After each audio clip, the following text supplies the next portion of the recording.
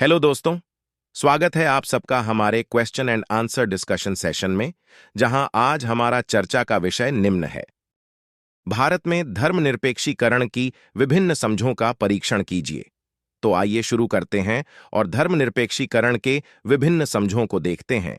भारत में धर्मनिरपेक्षता एक जटिल और बहुआयामी घटना है जो समय के साथ विकसित हुई है, जिसे ऐतिहासिक, सांस्कृतिक और राजनीतिक कारकों ने आकार दिया है।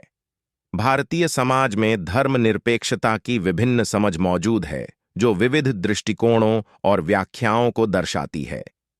यहां हम इनमें से कुछ समझों का परीक्षण करेंगे। सबसे पहले हम बात करेंगे संवैधानिक धर्मनिरपेक्षता की। भारत की धर्मनिरपेक्षता उसके संविधान में निहित है, जो धर्म और राज्य को अलग करने का आदेश देता है।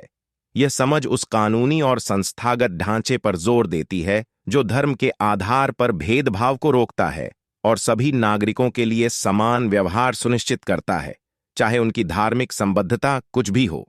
संवैधानिक धर्मनिरपेक्षता का उद्देश्य एक तटस्थ सार्वजनिक क्षेत्र बनाना है, जहां व्यक्ति राज्य के हस्तक्षेप के बिना अपने विश्वास का पालन करने के लिए स्वतंत्र है। अगला नंबर है बहुलवाद और विविधता का। एक अन्य परिप्रेक्ष्य धर्मनिरपेक्षीकरण को भारत की समृद्ध धार्मिक विविधता को अपनाने और बहुलवादी समाज को बढ़ावा देने के रूप में देखता है।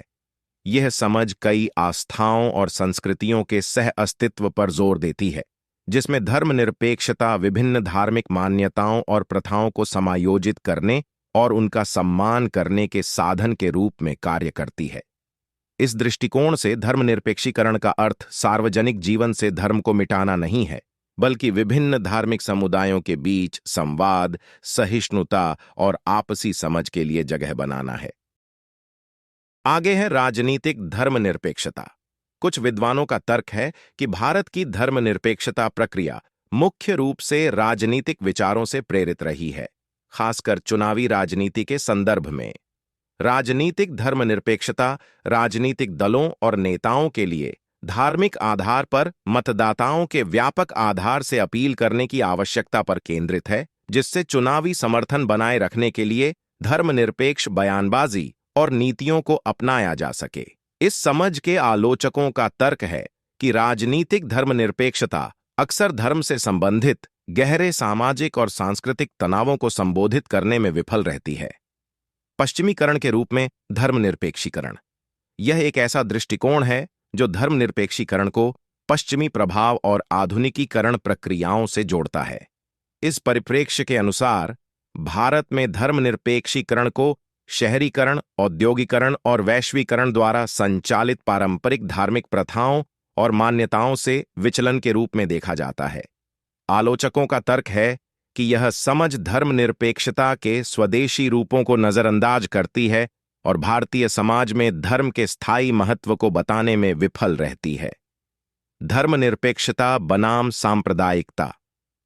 भारतीय संदर्भ में धर्मनिरपेक्षता की तुलना अक्सर सांप्रदायिकता से की जाती है, जो विभाजनकारी उद्देश्यों के लिए धार्मिक पहचान के राजनीतिकरण को संदर्भित करता है।